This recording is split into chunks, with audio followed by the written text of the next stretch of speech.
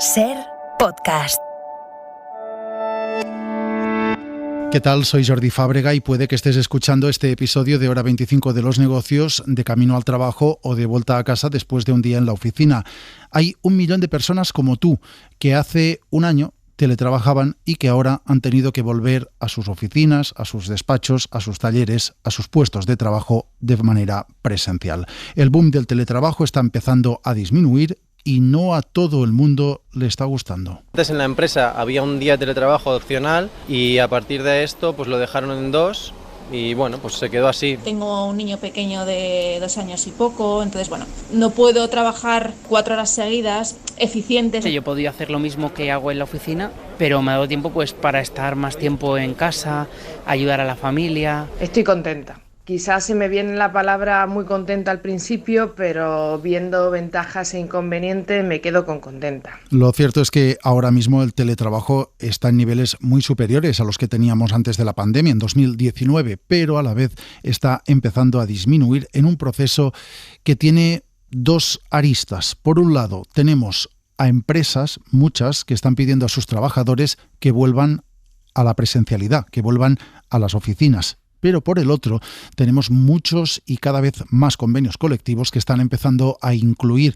la opción de teletrabajar en caso de que sus trabajadores así lo quieran. En todo caso, la suma de estos procesos nos lleva a la conclusión de que ese teletrabajo que iba a llegar para quedarse con nosotros ha llegado, pero esa profecía se ha quedado en incumplida. Vamos a establecer el teletrabajo como medida de flexibilidad principal.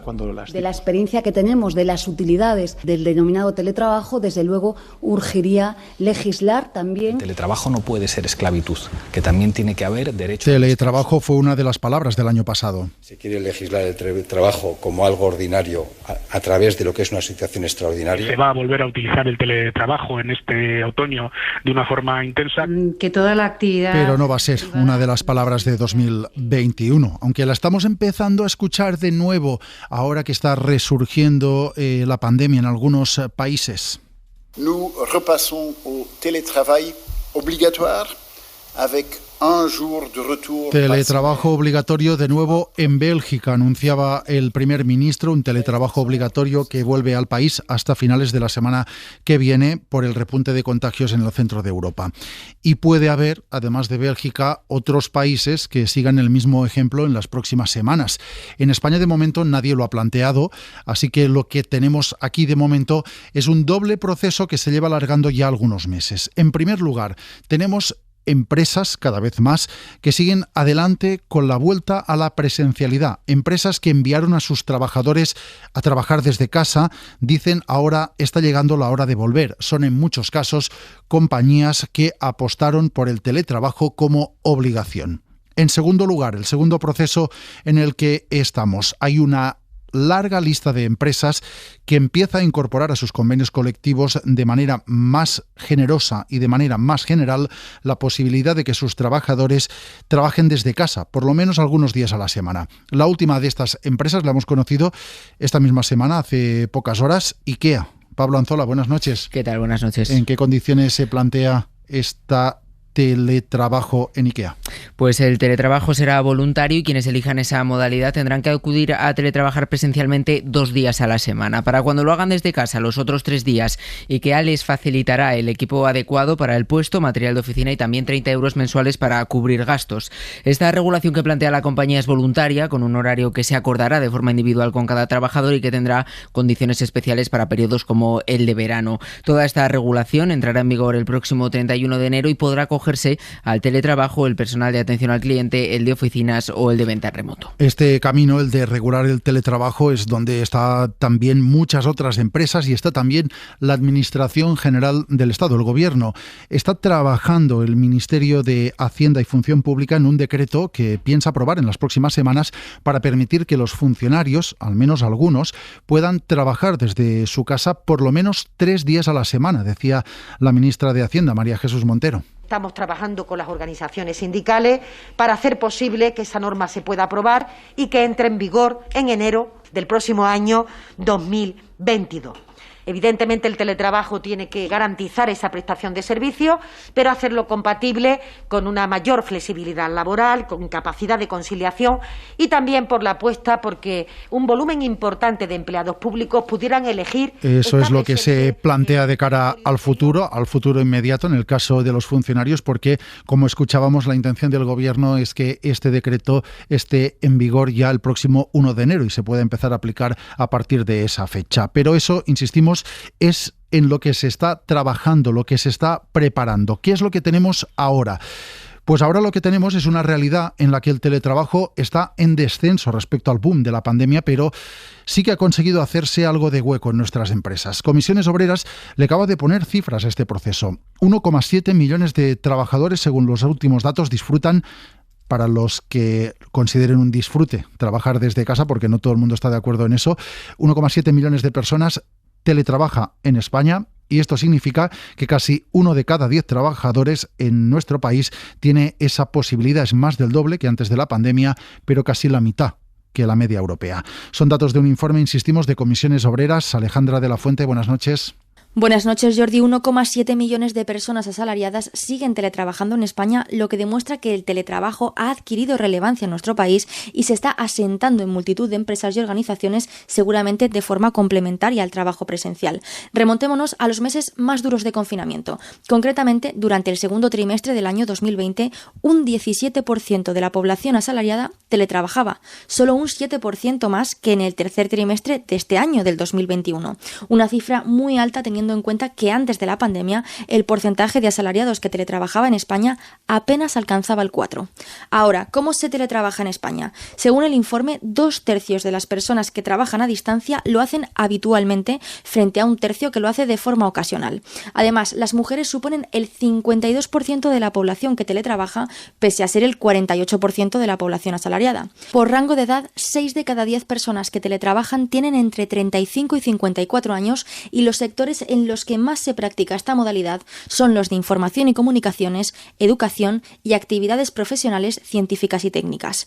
No obstante, y a pesar del importante aumento del teletrabajo, España sigue a la cola de la Unión Europea, que actualmente se encuentra en un 18%. Carlos Gutiérrez es secretario de Estudios y Formación Sindical de Comisiones Obreras, autor de este estudio. ¿Qué tal? Muy buenas noches. Hola, buenas noches. ¿Con qué nos quedamos? ¿Que el teletrabajo retrocede o que está muy por encima del que teníamos antes de la pandemia? Bueno, yo creo que lo más relevante es que el teletrabajo sigue siendo una realidad en nuestro mercado de trabajo y que muchos trabajadores, tanto por cuenta propia como por cuenta ajena, continuamos realizando nuestras tareas en base a esta forma de trabajar. Estamos viendo de todas formas cada vez más empresas que apuestan por este teletrabajo, que lo están incluyendo como opción en sus convenios, que lo regulan en realidad. ¿Esto hace presuponer que el peso del trabajo a distancia en España seguirá creciendo en los próximos meses y años?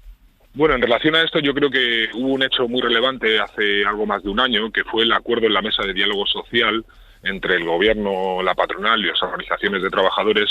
Hubo un acuerdo sobre el trabajo a distancia, ¿no? Un acuerdo en la mesa de diálogo social sobre una normativa y una ley que al final el objetivo que tenía era garantizar todos los derechos de los trabajadores que llevaban a cabo su trabajo a través de esta forma, ¿no? Garantizando la voluntariedad, garantizando que no se producía ninguna discriminación y garantizando que las empresas proporcionaban las herramientas para llevar a cabo la actividad, así como pues hacían cargo de los costes que asumía el trabajador por trabajar desde casa. Desde entonces vemos como cada vez más convenios colectivos, cada vez más convenios de empresa, cada vez más convenios de sector se están adaptando a esta nueva regulación, están incorporando todas este tipo de cuestiones y por tanto es una herramienta fundamental para garantizar los derechos de los trabajadores cuando llevan a cabo su trabajo a distancia, ¿no? Y esto es lo que a mí me parece lo más relevante.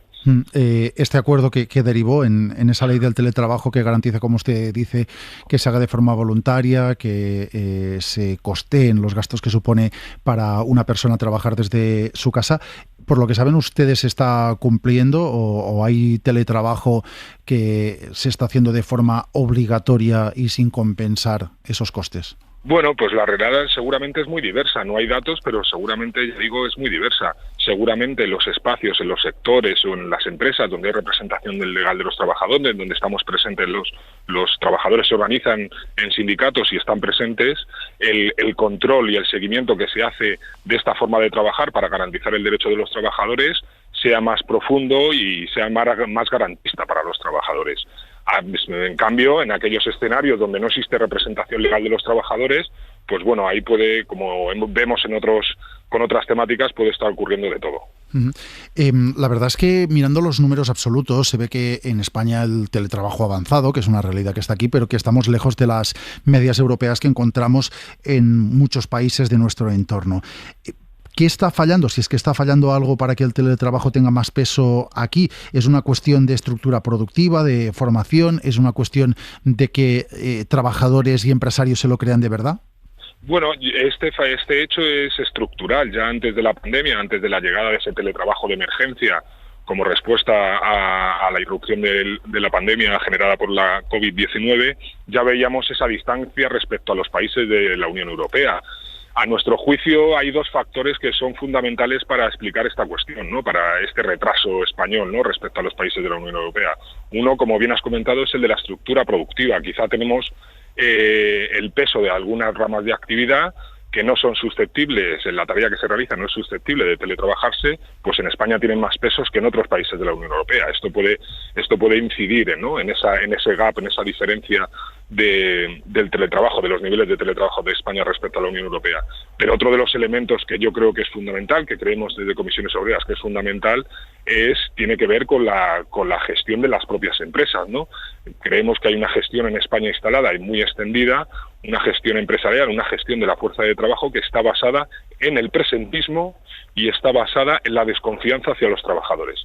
Y en base a estos dos pilares no se puede construir un elemento, no se puede expandir una forma de trabajar como el teletrabajo de forma adecuada. Viendo los datos del estudio, veo que la mitad de los teletrabajadores en España trabajan desde Cataluña o desde Madrid. ¿Tiene alguna explicación esta concentración en estas dos comunidades? Bueno, seguramente tiene que ver por la estructura productiva de estas dos ciudades, donde se concentran, donde pesan más las ramas donde el teletrabajo se puede realizar de una forma más adecuada, en una situación más adecuada. ¿Y tiene algo que ver también con el tamaño de las empresas? Pues seguramente también, porque esto tendrá que ver también con la gestión de recursos humanos que realizan las empresas, ¿no? Pues a más grandes empresas, cuanto más tamaño tienen, pues seguramente sus formas de gestionar la fuerza de trabajo serán diferentes que las pequeñas, seguramente también. Pues Carlos Gutiérrez, secretario de Estudios y Formación Sindical en Comisiones Obreras, gracias por estar hoy con nosotros en Hora 25 de los Negocios. Pues nada, muchas gracias a vosotros. Buenas noches. Estos son los datos, los problemas, las ventajas, el teletrabajo, la gran profecía de la pandemia de la que estuvimos hablando aquí una y otra vez, está volviendo a números menos espectaculares y lejos aún de lo que encontramos en otros países de nuestro entorno. Hora 25 de los Negocios, seguimos.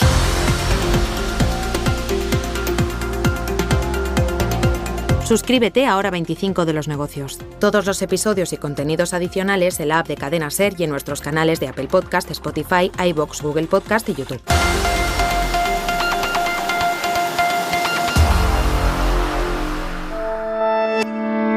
Cadena SER. La radio.